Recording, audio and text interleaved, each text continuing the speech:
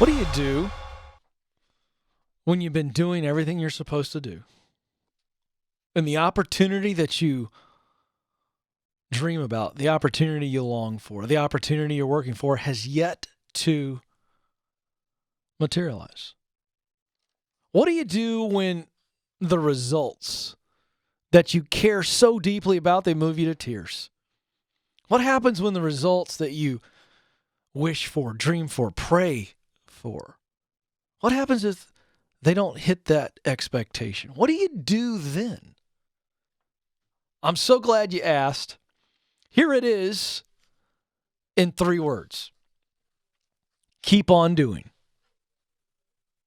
Ken, my opportunity hasn't come by yet. I've been doing everything I got to do. I'm disciplined. I'm sacrificing. I'm connecting with the right people. I'm putting myself in the right places. I've learned what I need to learn. I've practiced what I need to practice. And I've done what I need to do. And the opportunity hasn't come. I'm discouraged, Ken. I'm afraid. I'm afraid I'm going to fail. I'm afraid that everything I've done up to this point is going to be for naught. Ken, I doubt that I'm even in the right place now. It feels like I've done everything I'm supposed to do, and the opportunity should have come by now, but it hasn't. And I'm starting to doubt whether or not I'm supposed to be doing this at all. Help. What do you do when the opportunity hasn't shown up and the results aren't what you thought they'd do? B, the answer is keep on doing.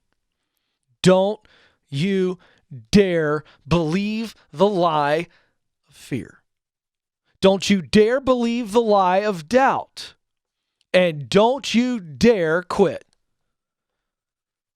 Now, I noticed some of you, you notice I didn't say don't think about quitting. I don't think we can control those thoughts, but we can control what we do with the thoughts.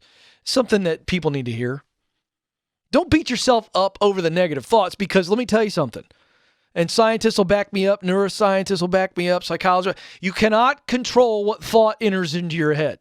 That is just a thing. Zip, it's there. Boom, right there in front of you. Now you can control what you do with that thought. Do you believe that thought? Do you act on that thought? So I'm telling you, if you're facing some doubt and you're facing some fear right now because the opportunity hasn't come along yet, and the results that you wanted and you're longing for and you're working for are not where you want them to be yet, don't you quit.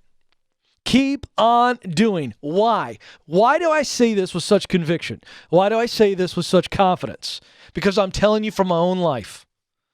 I've been there, thinking that the opportunity was not going to come because I wasn't even in the right place. I'm talking sleepless nights, looking over at my wife at 4 a.m. and she's sleeping peacefully, and I'm going, how in the world is she sleeping? I am so sick because I'm afraid I have led my family down the wrong path, and I've been on this journey to a fantasy and it doesn't exist, and I'm a loser. Whew. I felt that. I've been there when it comes to doubt. I don't think I'm good enough. I think enough people have seen me, and I've been rejected enough to know those people are the experts. I'm not. I shouldn't be pursuing broadcasting because enough people in the business have rejected me. They didn't like my ideas. They didn't think I was great. They didn't give me an opportunity. So maybe I should just face reality. I've been there. I know what it feels like. But can I just tell you the other side of it? Yes, I've been there and felt the fear and I felt the doubt, but guess what? I stuck with it. I stayed with it. I totally was a hypocrite, faked it, said all this positive stuff to people that I didn't even believe, but I felt I had to say it. But you know what? It kept me in the game. And then the next day came and I actually believed it the next day. And then somewhere down the line, I probably said it again when I didn't believe it. Then I believed it again, and I stayed with it. I stayed with it. And here's what I've learned. If your opportunity has yet to show up, if the results have yet to make it to where you want them to be, here's what I know. 4 powerful words. Your time will come. Your time will come. My dad taught me this lesson when I was 7-year-old playing soccer. Joe, you know this. I'm a little guy. And so, Joe, when I was 7, I looked like I was 5. And I was playing soccer for the first time. And I wanted to play so bad. Had the heart of a lion, but the body of an ant. That's just kind of my personal story. And so I wasn't getting in. I wasn't playing. This was back in the day when it wasn't politically correct with everything. You didn't use sports. The coach didn't play me. Didn't play me as much, I think. And I don't blame the guy now. I look back and I think he was trying to protect me from myself. The ball was bigger than I was. Can you imagine? I mean, the ball looked like one of those wrecking balls that knocks a skyscraper down to me, to my little body. And I'll never forget driving home one day from a game. I'm super quiet. Dad looks in the rearview mirror and says, "Hey, bud, how you doing?" He knew something was wrong. And as I opened my mouth to tell him, nothing came out but tears followed by sobs. The kind of sobs where your whole shoulders and chest are kind of moving together. "Bud, what's going on?" And I managed to gargle out something to the effect of, "I just want to play."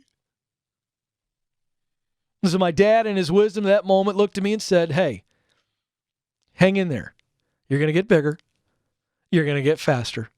You're going to get stronger. Your time will come." 2 years later, I led the league in scoring and made it on the all-star team. So here's what I'm telling you. Your time will come. Don't you quit. Hang in there.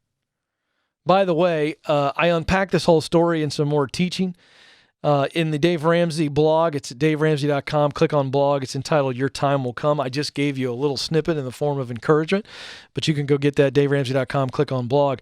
It's a wonderful little article, and I promise you this. It's going to encourage your heart, and it's going to equip you to stay.